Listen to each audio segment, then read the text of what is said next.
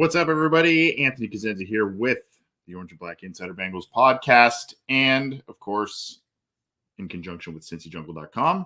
How's everybody doing? Hopefully you are doing well on this Tuesday. And you know what? Belated happy Father's Day to all the fathers out there.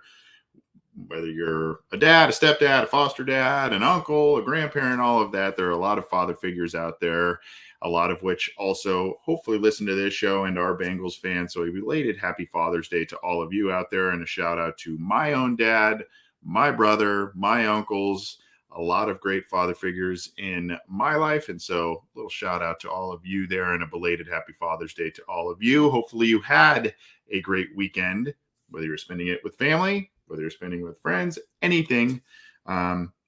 Hopefully you had a great time. Was maybe celebrating Father's Day, maybe doing something else, maybe a little bit of both. I don't know, but hope you had a great time.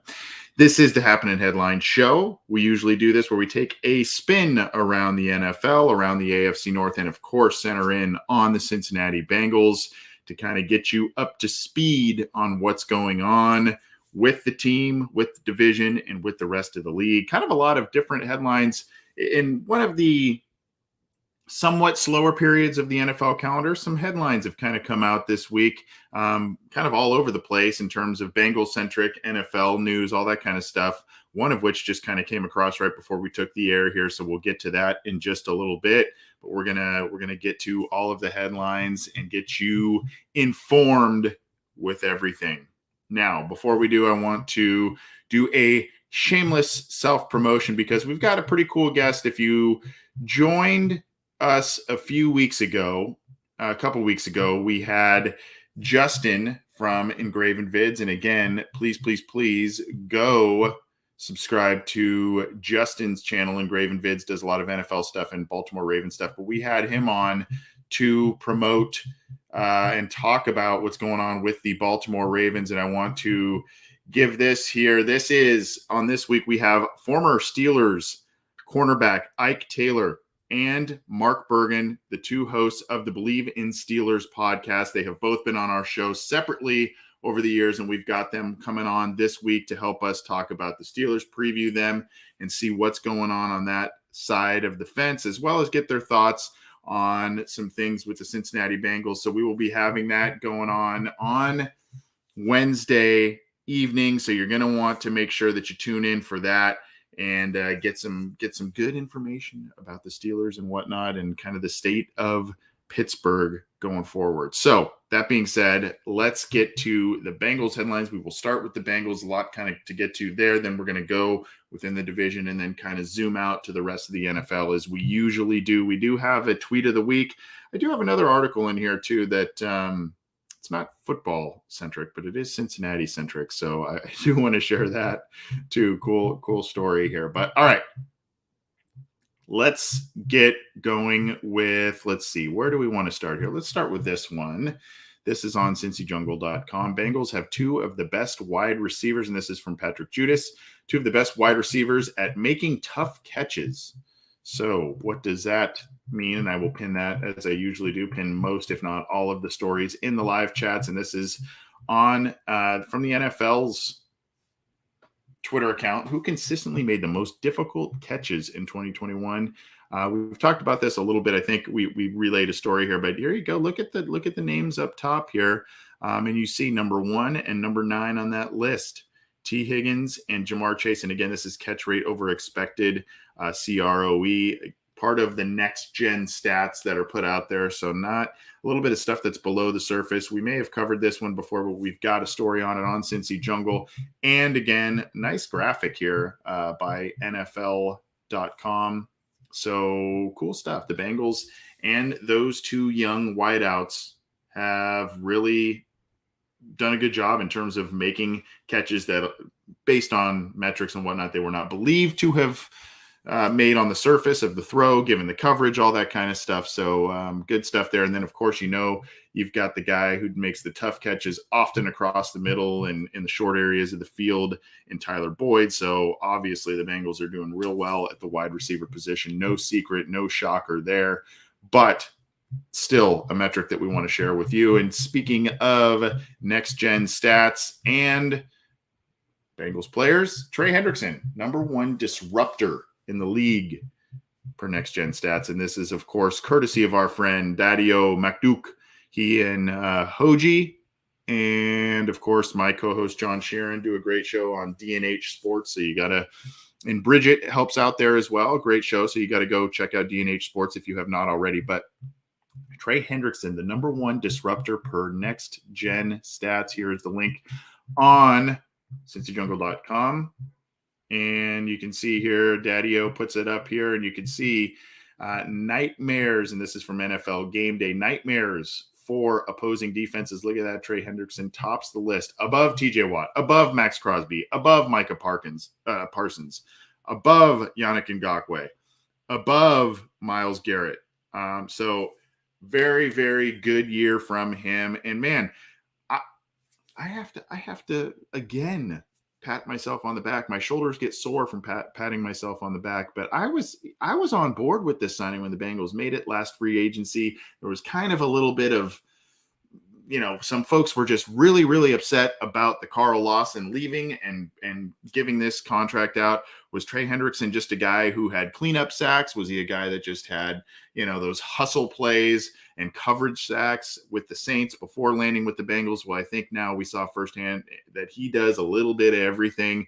He does get some of those coverage sacks, but he is a guy who just was a nightmare last year and a heck of a teammate. And I still remember the visual of him when the Bengals beat the Chiefs in overtime in that AFC Championship game. I think there's a shot on the sideline there. I wish I queued this up, but there's a shot on the sideline there where all the players are celebrating and hugging and whatever.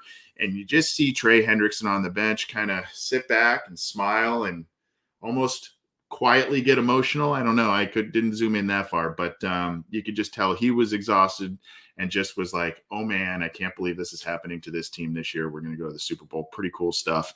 But at any rate, Trey Hendrickson, a great free agent pickup by the Cincinnati Bengals, and Next Gen Stats prove it with the top disruptor note there by Next Gen Stats. Let's keep it going here with some more praise, statistical praise for the Cincinnati Bengals. Joe Burrow, I mean, how many more different awards, list-topping items can we give this guy? He gets recognition as a top quarterback, best against cover 3, and this is from Chris Sims. And you can see here is the quote, and this is on CincyJungle.com. Let's bring that back up here. Quote, they've gone to another level. Is Burrow as smart as Rodgers yet? Meaning Aaron Rodgers? No, but he's still really smart. The big thing is his ability to do things when things aren't perfect with the offense. We know it was, while a very talented offense last year, there were some shortcomings. Quote, aggressive, those 4 quarterbacks, it's never, oh, he's kind of open, I'll take the check down. Never. It's always aggressive. It puts tremendous pressure on the defense. So you can see here, and this is a nice addition by Patrick Judas, once again on Cincy Jungle, adding in Doug Farrar of the Touchdown Wire, adding in some stuff here. Throwing a single deep safety and zone coverage against Burrow and the Bengals was generally a fool's errand in 21. Against cover 3, he completed 123 of 165 passes for 1,471 yards, 826 air yards, 10 touchdowns, 3 interceptions, a passer rating of 114. Burrow's touchdowns and passer rating against cover 3 led the league. So, as we know, Burrow is very accurate. He's got that mind, almost a Peyton Manning-esque mind in terms of reading defenses and being able to dissect what's happening. And you know what not a lot of people, at least I haven't been hearing too much, but not a lot of people have been talking about. I remember going into this season, Joe Burrow was making appearances on like Colin Cowherd's show and all kinds of different things. And they were asking him, what's your biggest strength? And he just, and what did you learn as a rookie type of thing? And just how he's a guy that doesn't like to and rarely ever makes the same mistake twice. And you can tell that there was the play, if you remember in his rookie season, that game was against the Colts, and the Bengals were trying to come back, and they almost came back, and Burrow threw that late game interception that ended up losing the game for him. I think the Bengals shot up to a real big lead in that game and let it evaporate. And then, the Colts came back in that one, but Burrow had that late interception, and he talked about how that play developed and how he had not really seen that kind of coverage before. And these were the types of turnovers in his second year, this immense year where the Bengals made the Super Bowl, that he wasn't making those types of mistakes. And the rapport with Jamar Chase carrying over from college, where they're on the same page a lot and they know kind of where the throw is going to be and where the receiver is going to be and all of that, help to lessen that learning curve of Jamar Chase and help to lessen those usual young quarterback, young wide receiver mistakes that lead to turnovers, interceptions, etc. So at any rate, that article talking about Joe Burrow and his great year last year against Cover 3 kind of plays into all of that. So let's keep going here with an article on Bengals.com, and this is about Hayden Hurst and his tight end coach, James Casey. And Jeff Hobson writes, in Bengals tight end room, a 60-foot, 6-inch bond between free agent Hurst and Coach Casey. Just a cool, I'm not going to go too deep into this, but a pretty cool article here, just talking about how those two have kind of come together. And here's the link for folks there on Bengals.com. You can see here, but they have bonded as quickly as one of their 96-mile-per-hour heaters they could never cool in the unforgiving catacombs of baseball's low minor leagues. I didn't know where I was going. That's why I'm here. Who knows exactly where he is now in the middle of Joe Burrow's sightlines. I had a good first year, but couldn't control it very well. Talking about their minor league, their minor league career and whatnot. Similar paths, a guy I can come and talk to and pick his brain. Hurst talks about it's good for me to have a guy mentality-wise who understands me. He can talk to me and coach me a certain way that maybe other guys haven't been able to get through to me. Interesting comments there, and a lot of others in there talking about the rapport that Hurst and his coach, tight ends coach James Casey, have been getting to have been getting to grow through the spring and summer months here. So interesting stuff. And a lot of people, including my co-host John Sheeran, believe that Hurst, and myself too, but John Sheeran noted it a couple of weeks ago, I believe, on our, behind the scenes Bengals, or, Bengals poised to break out, that sort of thing. Hayden Hurst is, this may be a system, an offense, even though he may be down the order in terms of, Chase and Higgins and Boyd, he may be down the pecking order in terms of receiving targets and whatnot, but I think that's going to be a sneaky good pickup for this team. And that is going to be something to watch and something to see how that grows. So those are some of the sights and sounds a little bit coming out of Bengals practices and camps and all kinds of different things. So, and some accolades and next gen stat pats on the back for Bengals players there. So that is something to monitor in terms of how Hurst fits into this team, its system, and everything going on in 2022. Now, more on the Jesse Bates saga. When we took the air last week for Happenin Headlines, the Minkah Fitzpatrick contract was not inked when we did the Happenin Headline show, but the extension was inked by the time we did our listener question show. And so John and I talked about that on the listener question show. So now there is a really good article here on Cincy Jungle where it's by our own Drew Garrison here, talking about the impact of Minkah Fitzpatrick's contract on Jesse Bates's contract situation and how this safety position keeps having its contractual market reset over and over again. Jamal Adams, Justin Simmons way back now. I mean, it just keeps getting reset over and over and over again for the top safeties, and they're getting paid quite a bit of money. So Minkah Fitzpatrick, the latest, and of course within the division, and a very valuable guy, a guy who's made Pro Bowls and all that kind of stuff. But you see here is the 4-year contract extension worth $18.4 million per year, $36 million guaranteed at signing. And it was, he's the highest paid safety now in NFL history. And you have to believe, not only just because of the position, not only because of where the safeties are being paid, but the fact that Minkah Fitzpatrick plays within this division. This has to all just go right into, Jesse Bates' line of thinking, of course. And this article's, talks about what this means. And also Fitzpatrick share the same agent, David Mulugeta of Athletes First. And again, he was the guy who negotiated the largest contract in NFL history for Deshaun Watson in that fully guaranteed deal with the Browns with that trade. So now it's just a situation where, what is Jesse Bates going to demand? Is how much does this move his needle?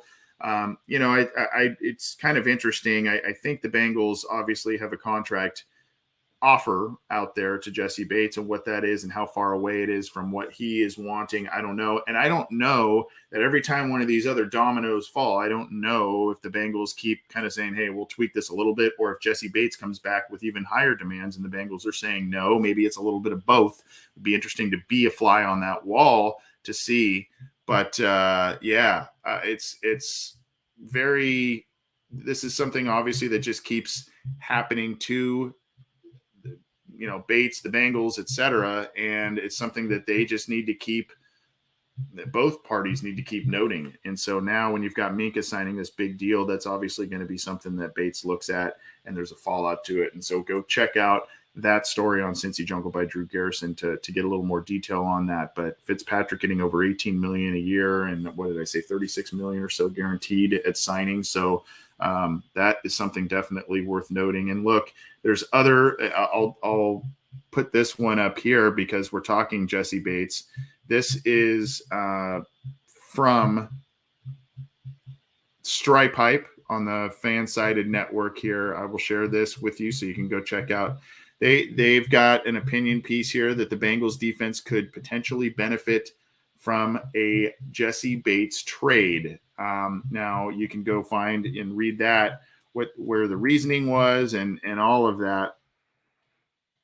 But this is on, again, Stripe Hype here, talking about a Jesse Bates trade, what that could look like and how that could potentially benefit the Bengals. And you can see here, trading Jesse Bates might be best for the Bengals. Now there is an argument to be made, if for instance, Bates is saying he's not going to play, or if, I'm going to sit out the rest of camp and maybe into the regular season or through the regular season, unless I get a long-term deal, I am just not playing on the franchise tag, then yes, trading Jesse Bates might be in the Bengals' best interest at that point. If he is simply put not going to play on the franchise tag and the Bengals are not going to budge on the long-term offer, wherein Jesse Bates is not taking that long-term offer. And so if there is I'm just not playing, then I see the logic here. However, there is not really that sort of storyline occurring here. It would seem that, and if you're listening to Joe Burrow last week when he was addressing the media and all kinds of things, it would seem as if Bates is not planning on sitting out the regular season. Maybe he is sitting out through training camp, maybe preseason. I don't know. And he shows up when he shows up for the regular season. But unless a deal, of course, is struck by then, a long-term deal is struck by then. But it would seem that where this is headed is Jesse Bates is going to play the regular season on the franchise tag and try and parlay that into a long-term deal. And by the way, even if he has a bit of a down year, whatever, he is going to get paid at the level, conceivably. He will get paid at the level where the Minkah Fitzpatricks, Jamal Adams, et cetera, will get paid if he is to hit the open market next year. You better believe that, because we know what teams do when that March when that calendar hits March in free agency, we know what teams do. And when a top player at his position comes onto the free agent market, teams will pay heavily and will reset the market, quite honestly. So at any rate, some logic being told here at the Stripe Hype article. Go check that out, talking about how the Bengals could benefit from a Jesse Bates trade. But where I sit right now, I would say that really is only a scenario if Jesse Bates isn't planning to play at all this year, and the Bengals are not budging on their contract offer that they have out to him. Then I think maybe that's something they talk about. Regardless, Minka and his contract is now gonna dictate a lot of things on the Jesse Bates front. Moving on, one of the players doing a lot of good stuff in the workouts, practices, summertime stuff. You've probably heard, if you've been listening to our show, which of course I don't know why you wouldn't, but you've probably heard John talk about this guy, Kwame Lassiter II, and we talked about him a couple of weeks ago. Sad story about his dad, who was a good NFL player and passed away very young. Very sad story there while working out, I guess. He had a heart attack. So sad story there. But Kwame Lassiter II is making a name for himself at Bengals OTAs every year, and it always seems to happen within the wide receiver group. Every year there seems to be an exciting player who tries to get from undrafted free agent or from cast off elsewhere onto the Bengals roster. We've heard Trenton Irwin. We've heard Trent Taylor. We remember Touchdown Jesus from a couple of years ago. There's all kinds of stories that we can talk about here, but Kwame Lassiter is now kind of trying to be that next guy to make a name for himself here. And he's wearing number 18, I believe. So he's donning AJ Green's old number, but you can see here via Kelsey Conway of the Cincinnati Enquirer, he's made several catches, and this was way back a couple weeks ago. But it's just some nice moments in camp. And this is from Drew Garrison as well. But a guy who a little bit of a long shot, but there's also, you can see here, there's another one in the long line of undrafted free agent wide receivers who have come on and done some things with the Bengals. Damian Willis, it didn't work out, but he went from, with the AJ Green injury in 2019, he went from undrafted guy to like top of the depth chart. Did Willis, at least early at the beginning of the year. So,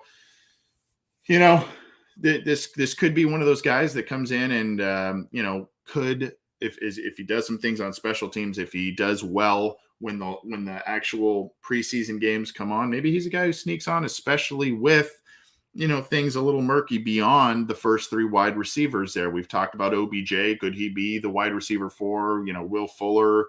There are a couple of other names I saw someone talking about Julio Jones earlier today as well. Is that a wide receiver for, and could you get a name like that at the end of their careers or coming off of injury or whatever the case is, because you just came off of a Super Bowl and you could talk them into, hey, let's chase a ring type of thing, maybe. But at any rate, Lassiter is doing some good things at camp, and obviously he'll have to do some things in special teams, and that'll probably be where he cuts his teeth earlier. But good to see him kind of grinding and doing some things early in camp. We saw this same steam, though. I think it was Trent Taylor, if I remember correctly, last spring/summer, and then it kind of fell off a little bit. Training camp, preseason, and into the regular season. So now it's going to be interesting to see if Lassiter can keep this momentum that has been building here early and going on.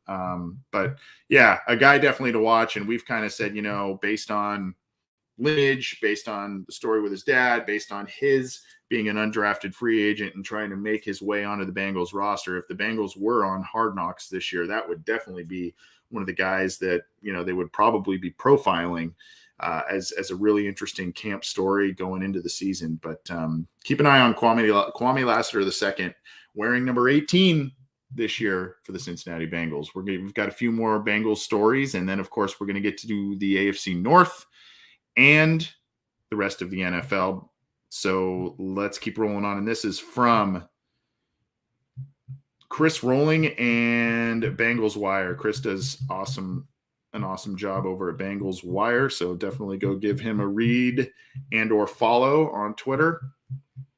And I'll pin this article here. This is about the big three on the offensive line: Alex Cappa, La'el Collins, Ted Karras. Bengals coach raves about the offensive line's big three feeling different. And you can see here from Brian Callahan, quote, "The additions up front have been really impressive. A guy like LC, who I believe is La'el Collins, looks like he's supposed to look. They practice like they're supposed to practice. Ted Karras has been really fun to be around. He's dialed in. Seeing those guys, that feels different. It all works together," Callahan added. And so when you see that, and it is from the quote is originally from Bengals.com, but you can check out the article on Bengals.com or Bengals Wire. So interesting quote there. Kappa, it was dealing with that core issue from where we sit now. It sounds like that's not overly serious. It sounds like it's not going to be something that's going to take up a lot of time or take him away from, anything. But man, it's good to hear that those three are looking how they're supposed to look. And let's just cross fingers and toes and all kinds of things that those three, along with, kind of what happened last year, most, if not all of the Bengals' important players stay very healthy and continue to build upon the run last year. And maybe, dare I use the word dynasty? I don't know. But let's hope that this team stays healthy, particularly on that offensive line, because that was a weak spot of the team last year, and they did a lot to fix it. So we'll see what happens. Continuing on, and this was something that came across a little bit before we took the air, earlier this morning, I suppose. The Bengals, we talked about this on our listener questions a little bit. The Bengals probably have some form of an offer out to Larry Ogunjobi, and probably have had an offer out there for a bit now. There's also, aside from this story about the Bengals leaving number 65, his old jersey number from last year, open. I guess there was a photo shoot where I think Kappa, who was 65 with the Buccaneers, was wearing 66. So maybe Ogunjobi has his 65, and the Bengals have potentially some form of a contract out there, likely a team-friendly one because of the injury and because of the unfortunate situation where the Bears kind of pulled their mega contract from him. I think it was a 3-year deal, and I mean it was a big deal for him. And because of a failed physical with that ankle injury that he suffered against the Raiders in the playoffs, now the Bears took away that contract, and so Ogunjobi has kind of been trying to find his next job after getting 7 sacks in the regular season. You see the fumble recovery against the Raiders in that wild card game led to a field goal, big play in that game. So a guy who was just a big part of what they did on defense, and a guy who, was really productive, part of a good rotation. And you would think that the Bengals are still looking for an additional interior rusher of some kind or interior presence of some kind. And Ogunjobi would fit that bill, but is he healthy? And what is he looking for in terms of a deal? He made a visit with the Jets, yet another Bengal visiting with the Jets. Good God. So he visited with the Jets, did kind of an extensive one from what I understand. And so you see here, he's kind of waiting his next turn. And, the Bengals made 65 open for him. You can see here, they are not giving out his number 65 jersey just yet. He's going to take over. He's donning 66, as I mentioned, Alex Kappa was. So, and then DJ Reader called him a great teammate for sure. DJ Reader really asserting himself as one of the more fun guys to listen to in the media when it comes to Bengals addressing the media. But now you've got this coming here. Adam Schefter, earlier today, former Bengals defensive tackle Larry Ogunjobi, who had 7 sacks last season, is visiting today with the Pittsburgh Steelers. Yuck. And then, as I mentioned, visited recently with the New York Jets. Yuck, yuck, yuck. If you are a Bengals fan, that is not good news to hear. And obviously with Stephon Tuitt retiring recently from the Pittsburgh Steelers. They are looking to add to their defensive front, and they would love nothing more than to take a productive player away from the Bengals and use him to their benefit, as the Bengals did with Mike Hilton. So that is something we'll all need to kind of keep an eye on, because if the Steelers snag Ogunjobi, that would not be a good thing. Obviously, Ogunjobi, very familiar with the division, playing with the Browns before joining the Bengals last year. And then if he either rejoins the Bengals or happens to join the Steelers, he'll stay in that division in which he is very familiar. So we will have to keep an eye on that. Let's hope that for those who want, and I think a lot of Bengals fans do want Larry Ogunjobi back. I would think. I feel like he's a guy that people got a soft spot for based on how he performed on that rental kind of contract last year, and they feel for him in terms of getting injured that late in the season and how it's affected his free agency again.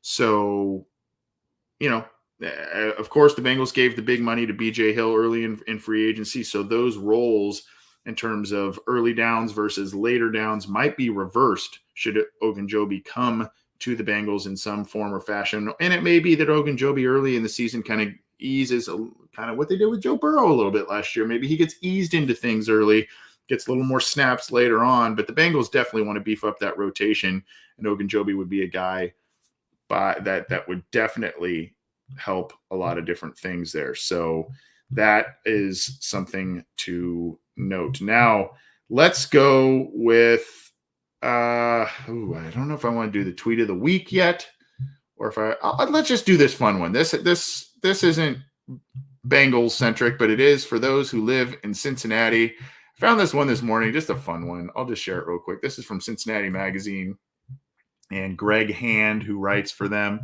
This is just about 17 curious facts about Cincinnati chili.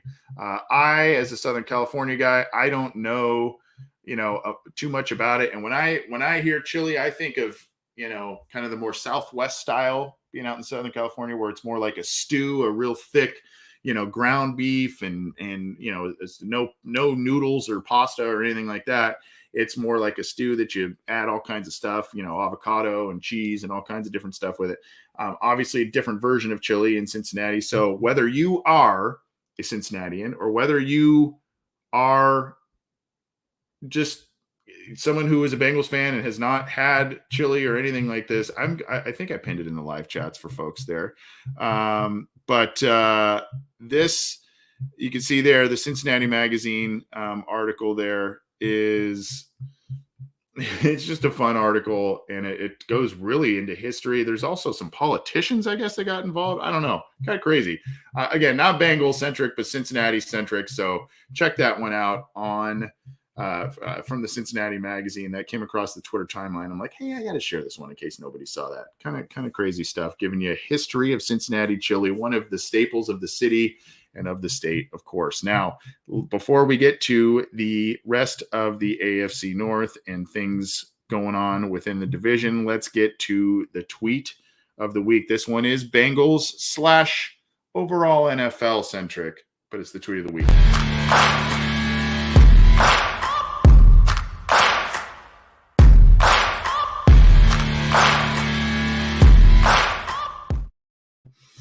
This is coming from Ian Rappaport. And you can find this now in a variety of stories and whatnot, on a variety of different areas. But, oh boy, this one kind of just came out of nowhere. And you kind of wondered why the market for former Bengals cornerback Trey Waynes was very quiet, very dry at this point in time, aside from, of course, the flop of a contract. Now, really, this was the only that I can think of really bad big contract the Bengals have given out for the most part in the past couple of years. I mean, when you look at Mike Hilton, you look at Trey Hendrickson, you look at Ogunjobi, you look at BJ Hill. I mean, you look at all these moves and you go, wow, these are, Woujier was a good pickup. I mean, all of these guys. This was kind of the one that sticks out like a sore thumb for the Bengals in free agency. But Ian Rappaport, for the tweet of the week, says former Bengals cornerback Trey Waynes tells the Geary and Stein Sports Show podcast that his football days are over. And the quote from the interview, in which you can go and find on Spotify and other areas, you can find the interview and snippets of it on NFL.com. But quote, honestly, in my head, I'm done. I'm not officially doing it because I don't give an expletive. You have to wonder now, there are two takes with that. Was that playing into a lack of desire with the Bengals? I don't think so. Got the big payday after his rookie contract. Some people think that, was he just really disenchanted and, after he got, paid very well, was he a guy that, I don't know, just didn't care as much about football after getting that big contract? That happens to some folks. We had Trey Waynes on our show shortly after he signed with the Bengals, and I think we didn't really get that impression. We got the impression of a guy who was excited about things to come and excited to get that big contract with a team that he felt was up and coming.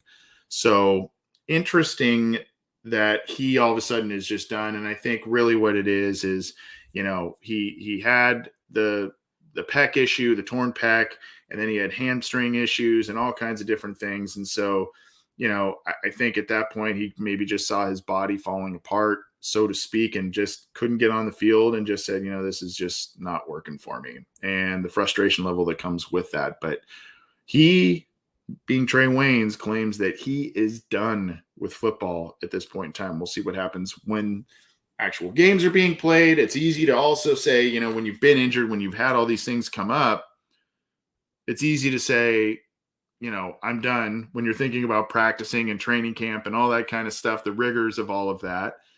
And then when the games come on, I think all of us who competed in sports and at, either relatively high levels or very high levels, whatever, you can say practice is not as fun as playing the games, right? That's just kind of the reality. So maybe when games are being played, maybe a team comes knocking, maybe a coach in which he is familiar with or has some closeness with kind of reaches out. I don't know, but as of now, he just kind of said, I'm done. And that partially explains why there hasn't been a lot of interest in him in the free agent market, aside from the flop of a contract he's coming off of.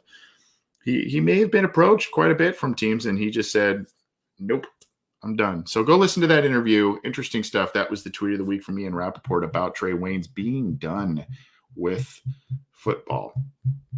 All right. Moving on. AFC North. Let's do it. Cleveland Browns.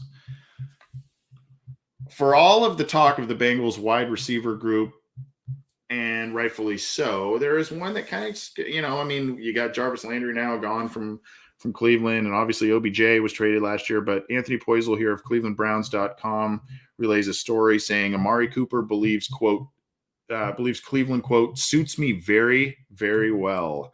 And here is the link in the live chats for everybody, again, from Anthony Poisel. And you can see here, quote, I'm comfortable, Amari Cooper said. There's great tradition here, a great football environment, which I love. I think this place suits me really well. Actually, my personality and everything like that.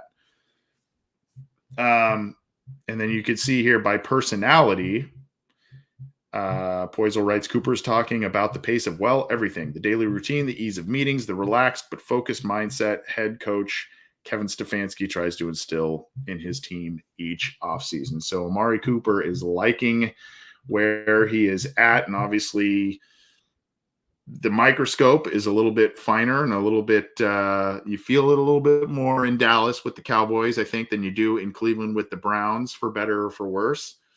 And I think now a guy who is known as one of the better wide receivers, a very good route runner, and a guy who quietly has been very productive in the NFL, can go to Cleveland and maybe do some things. Who's going to play quarterback there? We don't know. There's I try and not talk a ton of Deshaun Watson and his situation there, but there's some talk about, I think, 20 of 24 lawsuits or things surrounding him have been settled to this point in time. But we still don't know about a lingering suspension there. We know that the Browns are trying to unload Baker Mayfield. So is it Jacoby Brissett time? I don't know. But that is something, just kind of another side story that is going on with the Cleveland Browns in terms of their quarterback situation. But Amari Cooper, regardless, is feeling comfortable that with the Browns, and he likes where he has landed there. Kareem Hunt, a guy who got a second chance with Cleveland after being, a productive running back with Kansas City, had a bad situation happen. And then now he got a second chance with Cleveland and has kind of made the most of that, kind of spelling Nick Chubb and being a productive back behind that line and in that system. He wants a contract extension, and he wants it to be with Cleveland. He wants to remain in Cleveland long term. So this is the article by Dogs by Nature, the SB Nation Cleveland Browns website. And it's relayed by Mary Kay Cavett. And you can see there is a video there talking about it. But he's heading into the final year of his contract with the Browns, and he does want an extension. And he's a guy that also, I think Chubb missed a little bit of time last year, and he stepped up, and they also re-signed. You can see here with the Browns, he's rushed for over 1,400 yards, 13 touchdowns, and 4.4 yards per carry, along with 97 catches for 763 yards and 6 touchdowns. That's all in 3 seasons as a rotational back there. So pretty good situation. Then, of course, they've got Demetric Felton, a versatile second-year running back as well. So, Cleveland wants to run the ball, and they've got guys that can do a little bit of everything in terms of Chubb, Hunt, Felton. They've got some versatile guys. It's now putting it together, and Hunt wants a contract extension to stay long-term with the Cleveland Browns. For the Pittsburgh Steelers, we talked about the Minkah Fitzpatrick extension, so that's kind of part of the storyline here. But there is this is from Teresa Varley on Steelers.com. Bengals and Steelers are one of those kind of, I don't know. I haven't really done the homework, I guess, but it feels like a lot of other teams that you research. It's BaltimoreRavens.com. It's like LARams.com. Whereas the Bengals and the Steelers, it's Bengals.com and it's Steelers.com.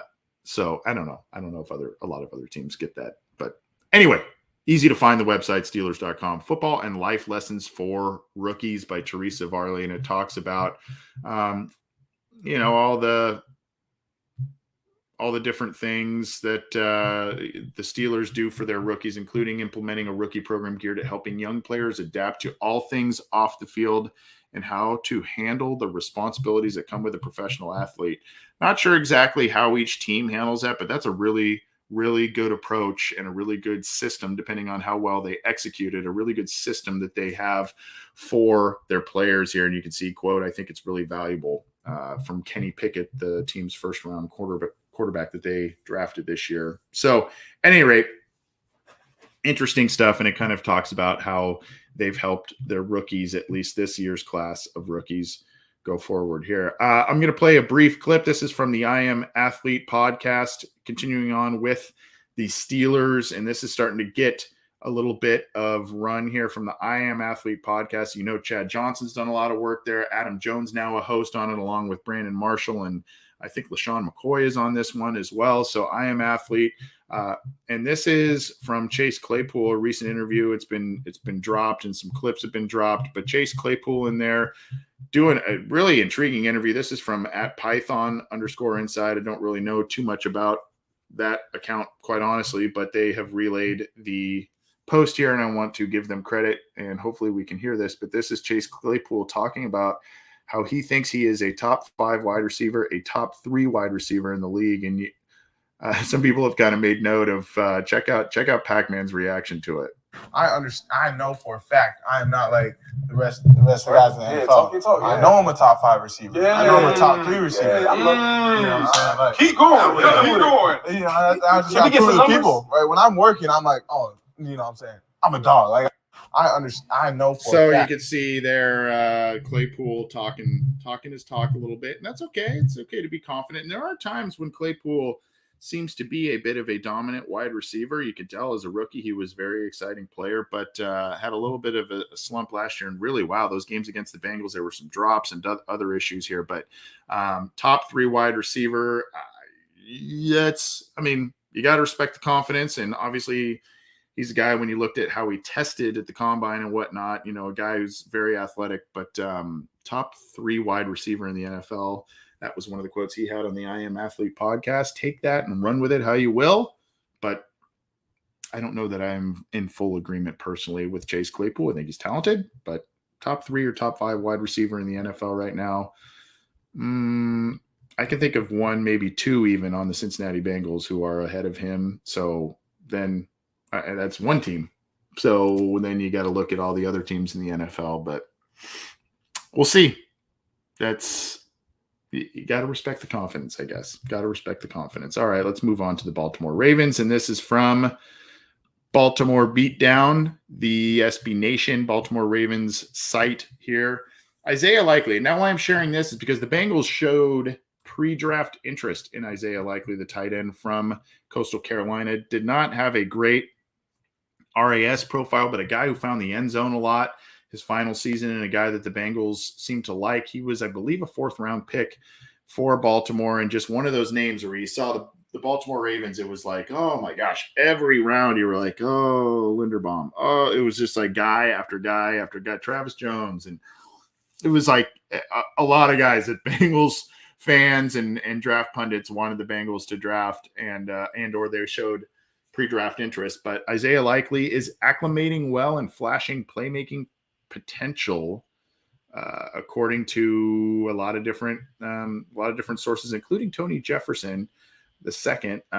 And just one of those guys again, where the Baltimore Ravens, and you go back to the interview we had with Justin from Engraven Vids, the Baltimore Ravens are trying to get back to that controlled passing, use those big-bodied athletic players, Mark Andrews, Isaiah Likely, etc., to really work the middle of the field, try and create coverage mismatches by using a number of different tight ends. So a guy that they think they've got some high hopes for. They also drafted Charlie Kohler, the tight end, in this year's class. I think he was the fifth round pick. So I mean, they've loaded up at tight end. Ironically, Hayden Hurst, one of the guys who they had high hopes for there, is now on the Bengals a few years later. But the Ravens are trying to emulate what they did a couple of years ago that got them far in the playoffs based on, getting Dobbins back and others to help out the run game, obviously letting Lamar be Lamar and letting Lamar be Lamar, using those tight ends and a little more controlled passing attack, definitely accentuating high efficiency in the red zone with those positions. But at any rate, Isaiah Likely, a guy that the Bengals tended to like in the pre-draft process, is showing up well for the Ravens. And then this is on BaltimoreRavens.com. Just kind of a little news and notes thing from Kevin Eck of Baltimore Ravens. Eric DeCosta has Ravens set up to be one of the, quote, most successful and consistent teams over the next 3 years. Interesting take here. And that was via Stephen Ruiz and Ben Solak, who are on the Ringer NFL show podcast. But you can see here, DeCosta was obviously the guy that took over as GM from Ozzie Newsome when he moved into the EVP position. But DeCosta obviously learned under Newsome, a highly successful GM as well with the Ravens. And so now you can see here, they've a lot of people think that the Ravens are built to last, and this draft class kind of points to it. So you can check that out, as well as the Ringer NFL show podcast where they talk about the Ravens. So going to be interesting to see exactly where the AFC North ends up playing out. A lot of people feel the Bengals are built to last as well because of the young talent that they've amassed and what they did last year, conceivably a year or two earlier than a lot of people believed that they would, the kind of run that they would make. But now you also have a team like the Ravens who have been there, done that. They do have the pieces, and they did have a nice draft class as well as some good free agency pieces. So a lot of people believe that they are going to be a tough team to beat over the next couple of years. We'll see. The Bucs have been all over the news this offseason, whether it's Tom Brady retiring, coming back, Bruce Arians, the whole deal. And now it's their star interior defensive lineman, Ndamukong Suh, still wants to play. He is a free agent. This is from Michael Baca on NFL.com. Still wants to play, but it seems like Tampa Bay is out of the mix for that. Now, this is interesting because we just also talked about Larry Ogunjobi and Bengals needing conceivably a little bit of interior line help. So it's going to be something to note where Suh goes, or, if Ogunjobi gets scooped up by the Steelers, where to Suh, all of that. But it basically, he notes that it looks like the Bucs are out of the picture. And you can see here, because Tampa signed Akeem Hicks, that's kind of the writing on the wall that Suh had. But I'm excited to just understand where I can potentially be. It looks like the Bucs are out of the picture, but excited to look at other options. And it would be his 13th season, a guy who's been very durable, pretty productive, one of the most dominant players I ever watched on the defensive side of the ball in college, just an absolute game wrecker in college. Brought a lot of that to the NFL. There are some other times where you go, okay, does the reputation precede the play? But for the most part, Suh's been a pretty productive player and a disruptive player in the NFL. And, it's going to be interesting to note where he goes going forward and what teams may be interested. Again, one of those guys up in the years in his NFL career, maybe a guy that, comes in like what Mike Daniels did with the Bengals a couple of years ago, maybe closer to training camp, what have you. Maybe teams unfortunately suffer an injury. They see how the team is stacked up in training camp and in preseason, and they say, we are deficient in this area and we need to get this kind of player here. We'll see. And we'll also see what kind of gas he has left in the tank for the 13th season there. The Washington Commanders, still a little different to say with the new name and whatnot, but the quarterback coach there appreciates Carson Wentz's curious nature. Quote, he's hungry for football, and he's hungry for football has not always been the reputation with a guy like Carson Wentz. But Ken Zampese, remember that name? You should. It's with the Bengals. Quote, he's intuitive. He's curious. He's hungry for football. That's the part that's fun for me. He's curious and in a good way. That's what we're looking for. The communication's been great. His ideas, doing what we're asking him to do. And then, hey, how do you want to do this? How do you want to see this play? All of that. And that is via Bijan Todd of NBC Sports Washington. That was NFL.com relayed those quotes there. Ken Zampese, blast from the past there. So you can check that story out on NFL.com. Carson Wentz impressing his quarterback coach, who was a former Bengals quarterback coach as well. Interesting article here, again, on NFL.com, I believe. Yeah, this is from MJD, Maurice Jones-Drew. Who will get the most touches from crowded position groups? Now, the Bengals aren't noted here, but just a fun one. It talks about the Panthers in different positions. The Steelers are on here. The Bills are on here. So, there's just, sifting through some of the most crowded and, somewhat talented position groups around the league. And you can see here, look at the names for Miami at the running backs. It's Raheem Mostert, Sony Michel, Chase Edmonds, Myles Gaskin. I mean, a lot of guys around here. I think also, I'm surprised they went with running backs with the Jets. I guess that's MJD's background, so that's where he focused. But, I mean, I'd almost wonder what the tight end situation is going to look like in New York. They loaded up there. And then, of course, wide receivers in Denver, all kinds of stuff. So cool breakdown there. Go check that out from a former player and now a guy who is an analyst with the NFL Network and NFL.com. Moving on and almost getting out of here in just a sec. Just kind of a little bit of a fun one with 9 NFL players entering a make or break season. And this is from Chris Trapasso of CBS Sports. I will pin this in the live chat. You can see here Devin Bush, Jeff Okudah, the former Ohio State cornerback here. And then, you've got Jalen Reagor, another guy. Remember, he was a lot of Bengals fans wanted Jalen Reagor. AJ Green on this list, Dante Hightower, Devin Bush, all kinds of players. So go check out that breakdown by Chris Trapasso of CBS Sports there.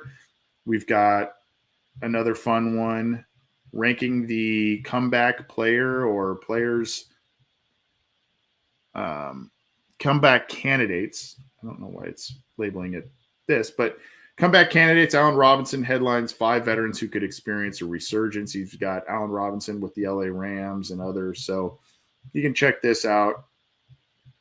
Jarvis Landry, another one with New Orleans here. So you can check this one out. Pretty fun one in terms of comeback players there. So then, of course, we've got an interesting set of circumstances. I don't know if you want to call it surprising, but Jordan Schultz on Twitter broke this shortly before we took the air. Rob Gronkowski tells me he's retiring. So the future first ballot Hall of Famer won 4 Super Bowls while earning a spot in the NFL's 100th anniversary team and 2010's All-Decade team. 33 years old. Now, the interesting thing with this is, number one, he kind of toyed with, am I going to come back with Tom Brady? He mentioned a couple times Joe Burrow, and I would want to play with Joe Burrow right now, all that kind of stuff.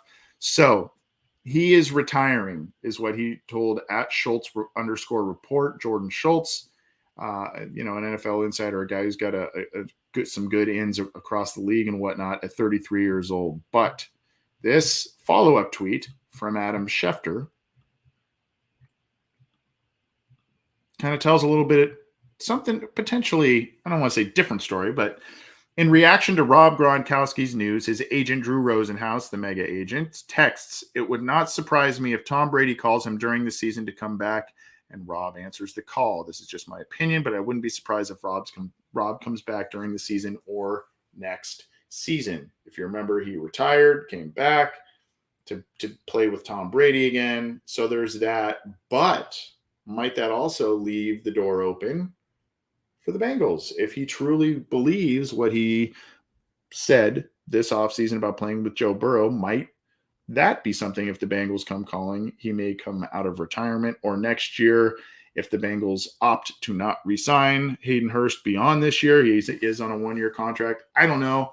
Playing speculation games here, but interesting thing to note. And of course, Gronk is now going to retire. As of now, we will see if he does come back or not. That being said, I want to tell everybody again about our episode coming up this week. We've got a lot to cover, but we do have Ike Taylor and Mark Bergen from the Believe in Steelers podcast, former cornerback Ike Taylor with the Steelers and Mark Bergen, media personality, both great guys. Both have been on this program before. Separately, we get them on together, and that'll be available for you Wednesday night. Pretty excited to have both those guys back on the program to talk about the Steelers, get their thoughts on what the Bengals did last year, their direction, but also we want to get that look over the fence to see exactly what's going on with the Pittsburgh Steelers and the direction. I'm really curious to hear Ike's thoughts about the quarterback position. Obviously, his thoughts about Mike Tomlin, a guy that we all immensely respect for a number of different reasons, but going to be a good interview. I'm looking forward to that one. So that'll be available for you tomorrow night on our main show. We'll also probably have a standalone episode with that. And we've got some other things brewing and cooking that are very exciting, not only for the podcast channel, but also for this show specifically. So you got to stay tuned and you got to get the show on your favorite platform, whether that's iTunes, Stitcher, Spotify, Google Podcasts, iHeartRadio, all of the major ones. You can go right there to that little icon at the bottom of the screen there. Click that to subscribe to our YouTube channel and click the bell to be notified when we go live, when new content is available. We've got a lot of stuff still pumping your way for the summer and into training camp and all kinds of different things. Like I said, we've got some exciting stuff coming down the pike we can't wait to tell you about. So we're gonna get that to you. I promise. But for the meantime, thank you for the support. Thank you for tuning in live for this one. Thank you for listening after the fact. And thank you for supporting this show for years, as well as just the Cincy Jungle podcast channel, what we have done there, what we are doing there. So go Subscribe also on your favorite audio platform. Leave us a review if you could. That helps us out, and we appreciate it. Well, we went long with this one, but we got to a lot, shared a lot of thoughts, and I hope you got informed, whether it's about the Bengals, whether it's about the AFC North, whether it's about the rest of the NFL. Go sound like a smarty to everybody that you know, family, friends, coworkers, what have you. Share the knowledge. We'll be back tomorrow night, and we'll be bringing you all kinds of different stuff throughout the summer, like I said. So check us out. Appreciate the support, and we'll talk to you soon.